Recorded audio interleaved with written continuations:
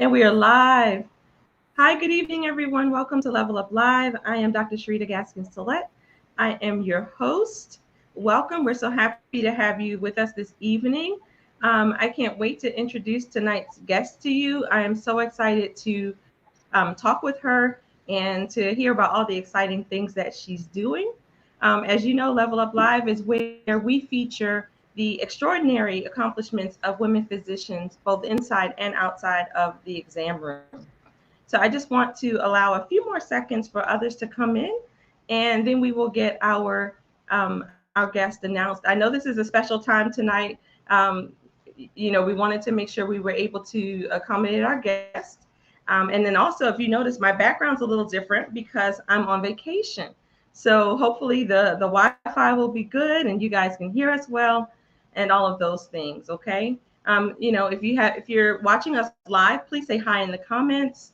Put your questions in the comments. If you're watching the replay, hashtag replay. Still ask your questions because I'm happy to forward them to our guest. So next week we will be back at our regular time, 6:30 p.m. Eastern. So I am going to um, introduce our guest. So our guest this evening is Amber Robbins, MD, MBA, who is a board certified family doctor, lifestyle medicine specialist, and women's health advocate. She is a best selling author, physician journalist, and founder of Sanxtuary MD. Sanxtuary MD is a period progressive brand focusing on educating and empowering young girls and women through their signature panties and period kits. The goal of this organization is to help women of all ages embrace their bodies and learn how to maneuver their ever changing menstrual cycles with confidence and comfort. Dr. Amber graduated from University of Rochester School of Medicine for medical school and residency. She completed a health and media fellowship at Georgetown University of Medicine in collaboration with PBS NewsHour. She received her BS from Xavier University of Louisiana and MBA from Louisiana State University Shreveport. Dr. Amber also has a certification in diversity, equity, and inclusion in the workplace from University of South Florida's Muma College of Business. Dr. Amber has written and been featured on various media platforms, including the PBS NewsHour, Huffington Post, ABC News, Doximity, GoodRx, Metalita, BlackDoctor.org, and the Journal for Minority Medical Students in her own column entitled Diary of a Medical Student. She has appeared in medical segments for the national PBS News Hour and the local Rochester CBS. Welcome, Dr. Amber. Thank you so much. And this is also Carolina, my daughter. Yes, Hello. welcome, Dr. Amber and Carolina. We're happy to have you guys with us this evening. So, I Thank usually have our guests start by taking us through your journey in medicine, and it looks like you've had quite a journey. Um, so, I'm curious to hear, did you always want to be a physician, and how did you come to settle kind of in the path where you are? How did you settle on family? Tell us about this media piece. I'm curious about that. Sure. So I think I have always wanted to be a physician. So starting at the age of 4, that's when I started to dream of being a doctor. And that was because my dad, he was in and out of the hospital because of an issue with his spine. And so I would see all the doctors, all the nurses, the physical therapists, the occupational therapists. Like those are some of my earliest memories. And so when I saw them, I felt as if, okay, well, these people really put a lot into my dad and making sure that he was healthy, and I would want to be a part of that. So I dreamed of being a physician, going to elementary, middle school, high school, and it led me to Xavier University of Louisiana, which is a historically Black college university that many African American doctors have graduated from.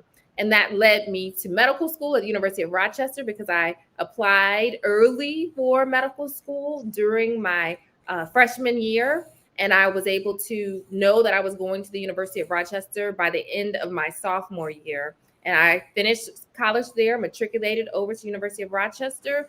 And from there, I really wanted to be able to develop some of the skills that kind of lay dormant for a while, mostly because a lot of the creativity that I had growing up, and this is Carolina's dad. Here you go. Okay. Sorry. She can fly. A lot of the creativity that I had been doing all the way up to that, because I'm also a musician, I realized that I wasn't doing those things as much. So I went into writing. And so that's when I started writing in the diary for the diary of medical students, for the Journal of Minority Medical Students.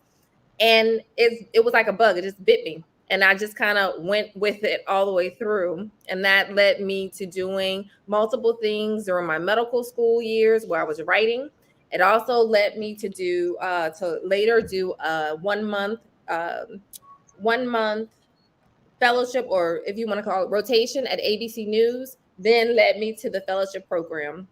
And family medicine also, it kind of is ingrained in everything and that I do, wanting to be more community based, wanting to be able to do multiple things and help people in multiple ways. And then also learn about the healthcare system and what we need to do to improve it, especially in primary care. So it's been an interesting road. And even with that, I learned a lot about my entrepreneurial spirit. So it's me really leaning into who I know I was created to be, and not necessarily letting things be dormant because I chose to be a doctor, but knowing that allows me to get a really good foundation to do so many other different things as well. So I'm really curious because, I think it's awesome that you are leaning into who you were created to be. But I think that you're the exception rather than the norm. I feel like it takes many of us a lot of years to get to the place where we feel free enough to begin to tap into those other things that are lying dormant, that are inside of us. Like we're physicians and there's nothing else that we could be. But I love that you are a writer, you're a musician, you're an inventor. In addition to, all of those other things. So tell me, what do you think makes you different from so many others? Because you started writing even in medical school. And I don't know about you, but for me, I can't imagine having enough time in medical school to write. So tell us a little about that. Well, when you ask that question, the thing that came to me is what my mama always says: just be Amber. Okay. And I found in medical school that was starting to be kind of taken away from me because I thought that I was supposed to be a certain way in order to be successful. And at sometimes it led to really low moments where I questioned why I was doing medicine or why I was so far away from home, because I'm from Louisiana and I'm in upstate New York and it's snowing all the time. Yes, very different climate. So exactly. And so I had to really kind of get in tune with myself and my spirituality and be able to preserve who I am. I also found that I found my lane. Once you in medicine, yes, we specialize in different things, or you're a generalist like me. But there are certain things that you say, wait a minute, this is my lane. I know this is for me, even though it might cause me to have to wake up early in the morning and do extra work. This is what brings me joy and brings me life. Because what we do in medicine, we pour so much into other people. We hear some of the hardest stories of what patients go through. We see them go through the processes. And so sometimes it's they become healthier. A lot of times, a lot of our patients get sicker. So I needed something to balance that. And I think early in life, I've learned the importance of balance, and seeing what my mother did. Also, when my dad had the issue with his spine, she also focused on the importance of a balance, and having my family unit around me to say, hey, Amber, what can we do, or what can you do in order to make sure that you're okay in medicine, that you're not just surviving in medicine, that you're thriving in medicine, and that medicine is a part of you, but it's not all of you. They always would remind me of that. And it really came into play even when it came toward the end of medical school. I realized I originally applied to OBGYN, and I realized, hey, this may not be for me because I don't like delivering babies. It's not for you. Right? And so I didn't realize that because all my life I wanted to be an OBGYN. And I went through the hard experience of soaping. So some people call it scrambling, some people call it soaping. That's a newer Right. term.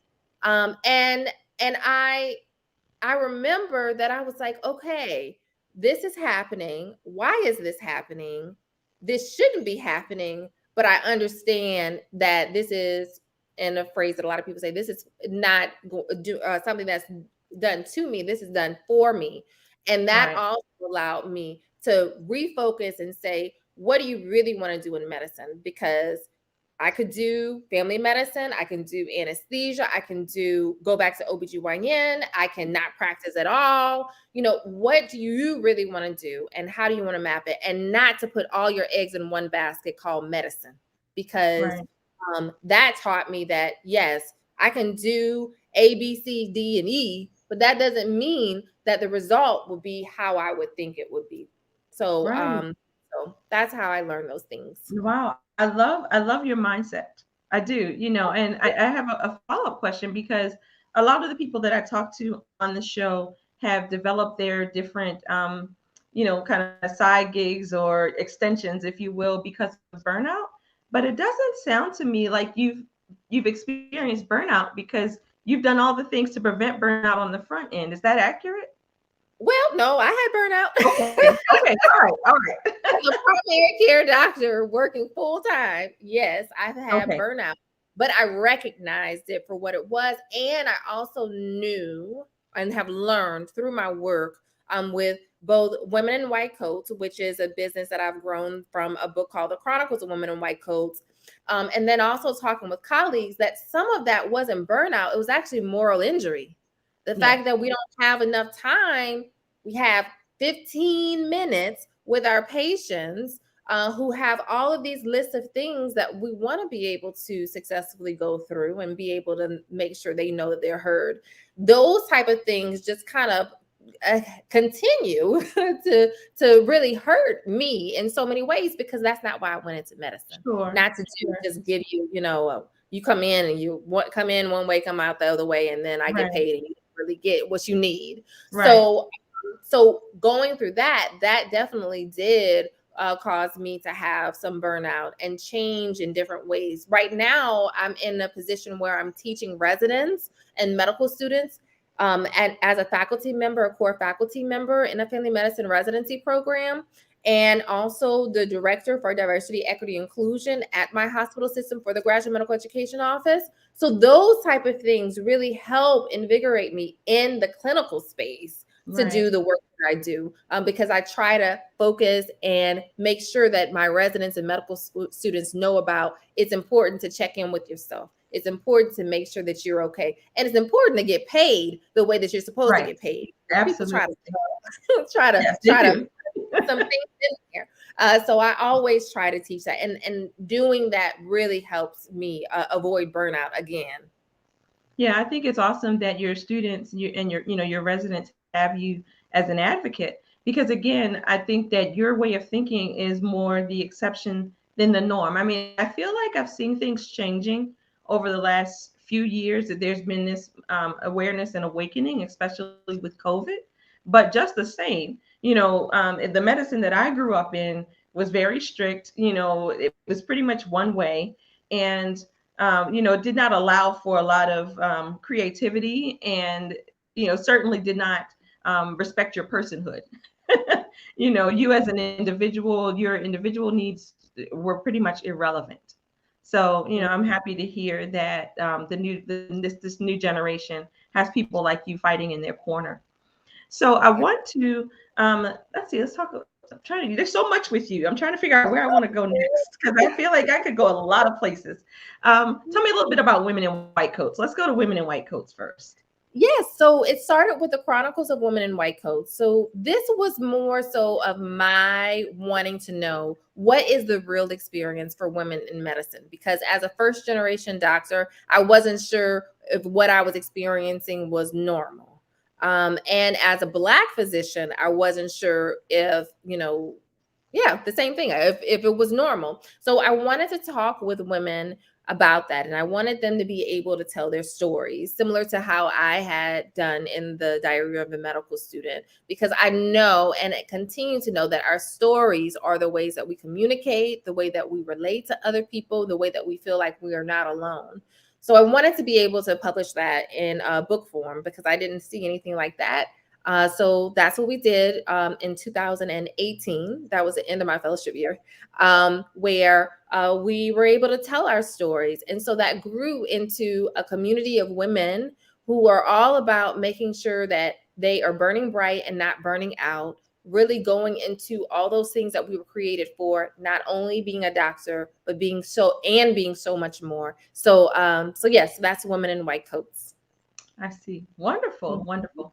So now I want to transition to sanctuary, I guess, because that's a huge endeavor, and it's actually how you got onto my view screen. I think I feel like I was familiar with women in white coats, but you really came into view for me with Sanxtuary MD. So tell us about that. Starting with the name. Well, no, tell us what it is, and then tell us why you chose that name, because I've been wanting to ask you that. Okay, so let's see. So Sanxtuary MD is really something that I have envisioned for many, many years. When I was a medical student, I wanted to be able to create better menstrual products because I had heavy periods because I had my fibroids removed. But especially in medical school, I didn't have time to have heavy periods. Right, And so right. I wanted a better solution. And at that time, they were coming out with different period panties that would absorb the period. But for me, I was like, I just need something to hold my pad in place and I'll be good. Yeah. I didn't want it to shift from side to side. And then I also didn't want to have a leak. So in medical school, I envisioned having a period panty and creating a period panty to do just that. And I kind of put the idea to the side for several years. And then COVID happened. And I said, well, I ain't doing nothing else. So Right. I might as well go ahead and venture into creating a period panty. And now it is patent pending. So I was able to go through that process and figure out what that looked like. And what the technology is that it basically is a panty that has two gussets, which is the area that goes in between the legs. So we have a top layer and a bottom layer that both are leak resistant. So if you shift, you're still good. And then it has a strap on top. So if you want to use it for a pad, or postpartum women can also use it to hold their ice packs as well. So it was something born out of a need for myself. And the name Sanxtuary comes from my spiritual belief that our bodies are temples, and our most the most sacred part of a temple is a sanctuary. That's where we can get in tune with ourselves. And so that's the reason why I named it Sanxtuary, and I put an X just because I want to be a little fancy. And so that's where it was born. So it kind of merges my spirituality with my MD. So the medical side, and being able to talk to women and girls about their bodies, to be able to teach them about what puberty is, what a normal period is. All those things are important because that's what I see in the clinic that people have questions about, but I don't have enough time to be able to go in depth with those things. So we sell period panties. We sell my first period kits for girls going through puberty. We sell pads as well that are black bamboo pads, and our underwear is made of bamboo, which is more absorbent than cotton. And then we also are launching my period university. So that's where we go really into talking about puberty, talking about irregular periods, eventually we will talk about fertility, perimenopause, all those things to do that education that I think is so important. So I love how you found a way to still take care of women, despite not delivering babies, right? I know, isn't it something? Very, very ingenious of you. So tell us a little bit about the creative process. How did you? So you had this idea that you wanted to create period underwear, but tell us the nuts and bolts of that. Did you, the research process? Had you ever, researched and developed anything before? Other than publishing books, the answer is no. Okay. So what I did was I listened and I looked for different resources that could help me. And so I looked into people who have already done these things. So they mentioned a couple of websites. I'm trying to think of the name of it, but it was a website that I could go to that I would find different places that could create a prototype for me. So I was able to do that. I also So someone took your idea and created a prototype. You didn't create the prototype yourself. No, I didn't Okay. sew the panty myself. No, I'm Okay. not Sure. not that good. Okay. But I was able to send them a drawing of this is what I want. And the idea actually came from me trying to figure out how to keep things in place. So we had to really kind of play around with what that would look like, what that would feel like, what fabrics I had to go through different type of fabrics to use. What would I prefer to use? And I landed on bamboo because I love how soft it is, and then how absorbent it is. And so kind of went through that process and was led through that process when doing a prototype. And eventually it kind of came to the point where it's like, okay, well, we have the prototype. How do we move to the next step? So then I looked to see who I could source this with, how much it would be. I went and did some research even on like Alibaba to see who could be the manufacturer, to find a manufacturer that would be appropriate for us. So kind of going through all those steps, which took a while, but trying to figure out, number one, having a really good product that works. So having that testing process as well. And then once having a product that works, who's going to be able to manufacture the product? Is it a quality product when they manufacture it? And then and have the market tested. And so that's how we came to. Mm-hmm. So now, how accessible is your product currently? Except, oh yeah, you can get on sanctuarymd.com, SANXTUARYMD.com. So we are up and running. I'm actually going to be doing some in-person events where we'll have a booth there. One this weekend at a professional women's conference, and another one in New Orleans. Well, that's in Texas, and another one in New Orleans, hosted by Trill Magnolia. Will be there as well. But yes, we are working on getting on Walmart.com, on Amazon.com as well. So you can find us there too. So aside from the bamboo, what makes your period panty different from the others that are on the market? It's more versatile. So for us, one thing that I had an issue with is I had heavy periods where I was leaking all the way up the panty when I was sleeping. Okay. And so I find that a lot of women experience that, especially if you have heavy periods. So our period panty goes all the way up to the front with the absorbent zone and all the way up to the back as well. So you have full coverage there. Another thing that's different is you can use ours with a pad or without a pad. A lot of women are okay with doing free flow. Others just want additional support so that they don't leak, right? So there's that versatility there as well. And as we continue to have more and more people use our products, we found that it's a huge market, as you can say, with for postpartum care, because there are not that many postpartum panties that are attractive. Almost none. Yeah. And so ours is different because number one, we want, when I experience postpartum, I use my panty. When my water broke, I used my panty. By the way, it held the water, so I didn't have any issues. My husband was like, "Your water didn't break." I was like, "Yeah, it did." And then he took off and he was like, "Yeah, it broke." But anyway, in my postpartum experience, personally, I didn't want to wear the mesh panty.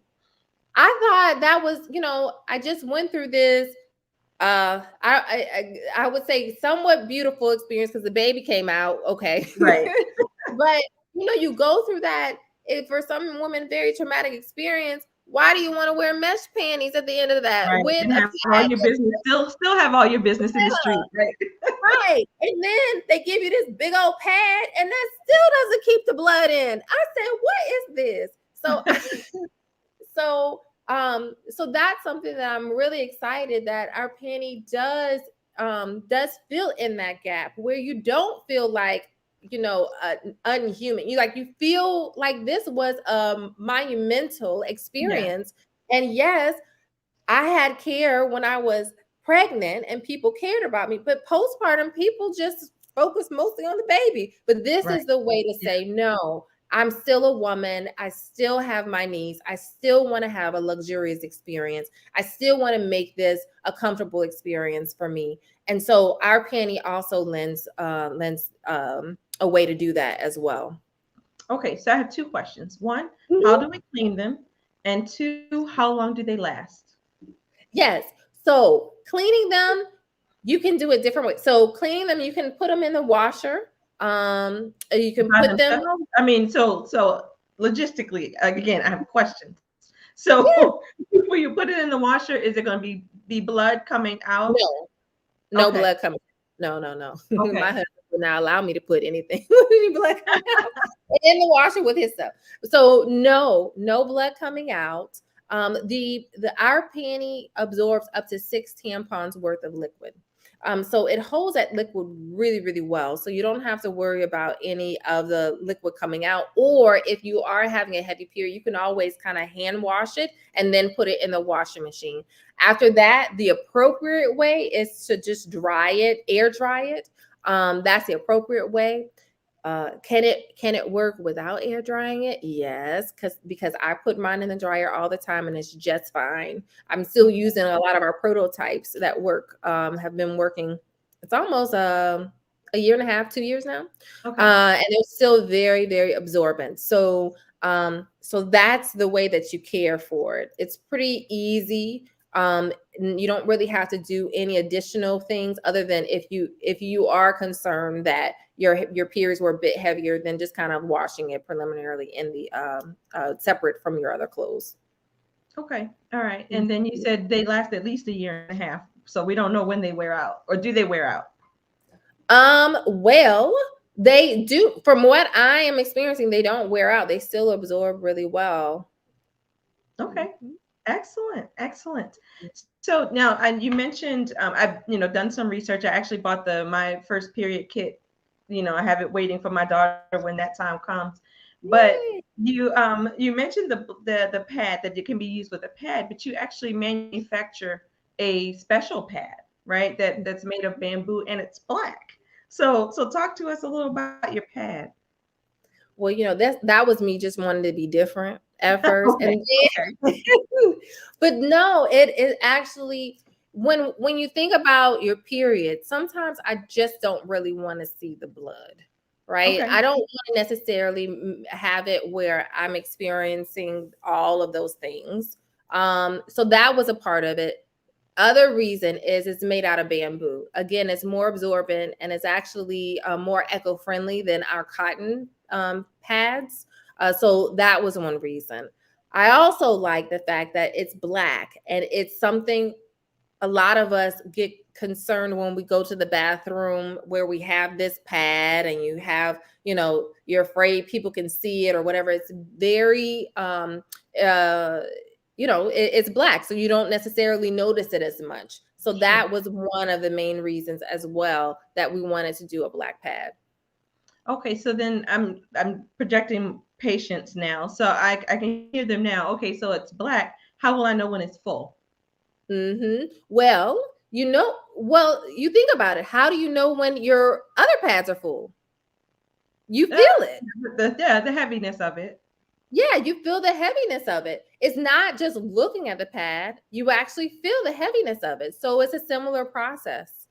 It See. takes some, like, wait a minute, it's black. I can't see the blood. But if you think about how we normally function, we don't necessarily always go and say, let me go look at the pad to see if there's blood there. You feel that it's more saturated, and then you change your pad. So it's the same process.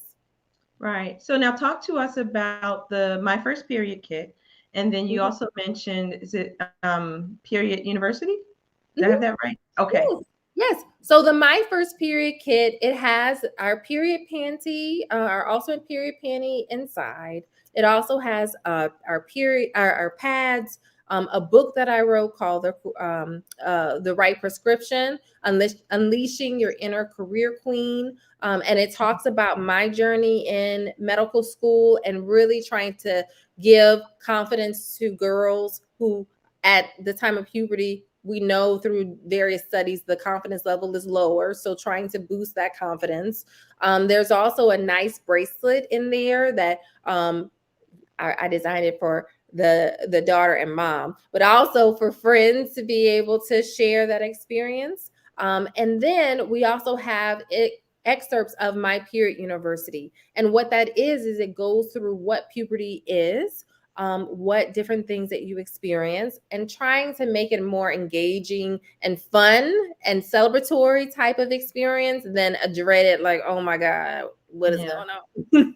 Because if you think about the many transitions that we have, puberty, having a baby, menopause, a lot of them, other than having a baby, are not celebrated.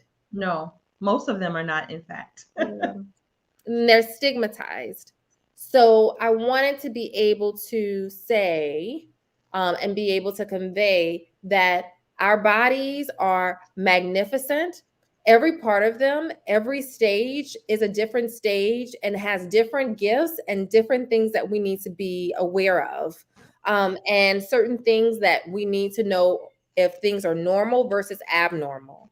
And so that's a way through My Period University to really help teach those things. And it's not only for girls who are going through puberty. Our goal is to reach the gamut of women, because these questions about periods don't just come from 13-year-olds. Right. They also come from 73-year-olds who might be trying to raise a 13-year-old or a 50-year-old or a 40-year-old who are experiencing all these different things because no one really has ever talked to them about what's normal, other than in a doctor's office if they are prompted to ask a certain question, right? Mm-hmm. So that's what My Period University is, to really step in the gap to get that information out to women and girls.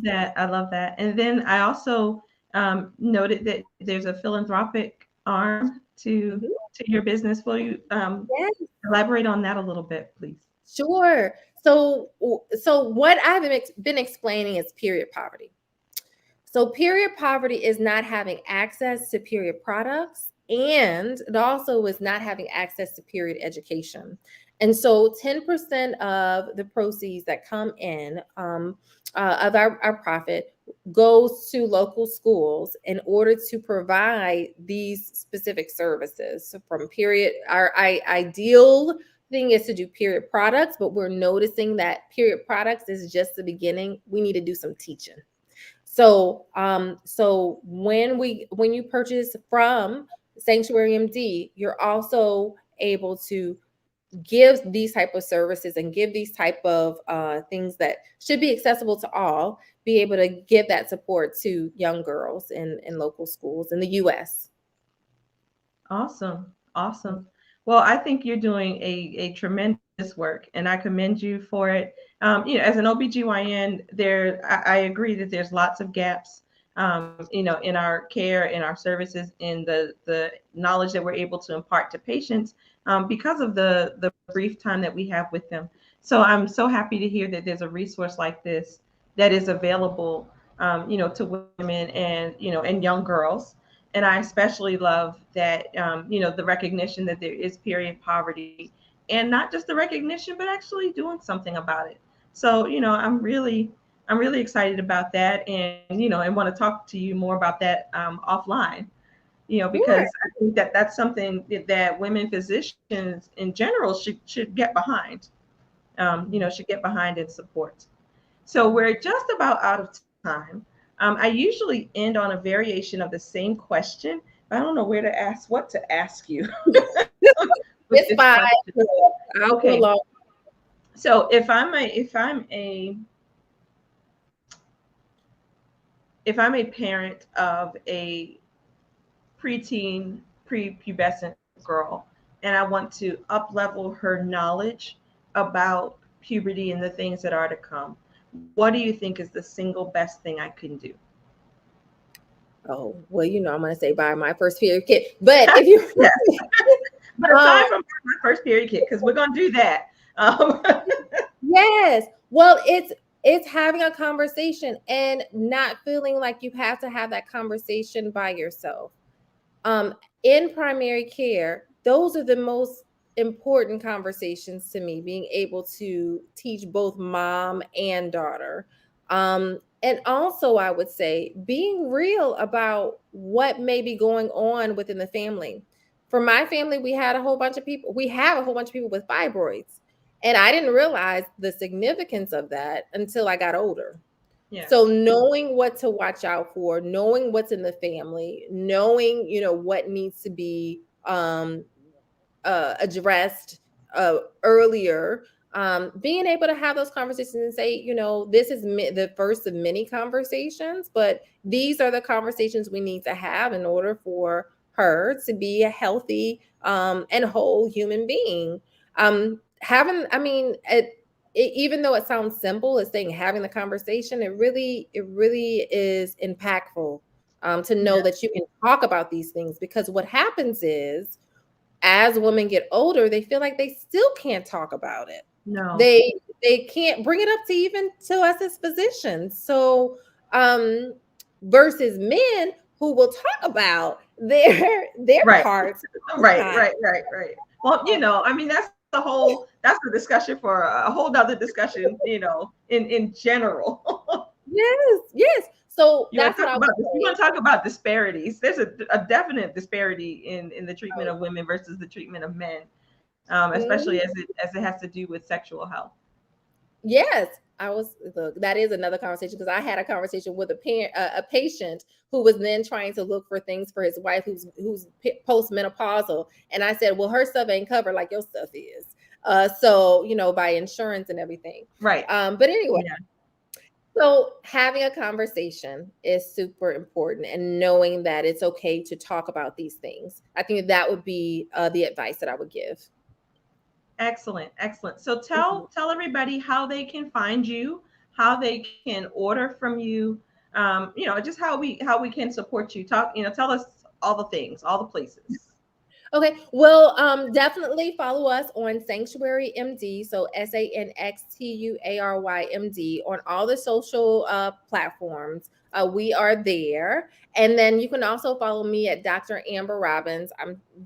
That's my Robbins, Robins, on all the social platforms as well. And if you want to check out our website, do so. And you can always contact me. I'm always excited to talk to people about this, and I'm hopeful that the work that we do can kind of put a dent in at least a little bit of what's going on in people's lives, and be able to really pour into them. So you can follow me there. And then if you're going to Sanctuary MD, make sure you get your 10% off by using Take 10 off. Take the number 10 off, and to be able to have the whole sanctuary experience. And I appreciate being here with Wonderful. you. Yes, thank Yes, you. thank you so much for sharing with us. Thank you so much for what you do for women and girls, and just for being a role model. You're a true powerhouse, and it's been my pleasure to meet you. So Yes, well, thanks for watching, guys. If you have questions for Dr. Amber, like I said, put them in the chat. I will get the questions to her. I will also be putting all of her contact information in the comments. So thank you. We'll see you next week at 6:30 p.m. Take care. Thanks again, Dr. Amber. thank you.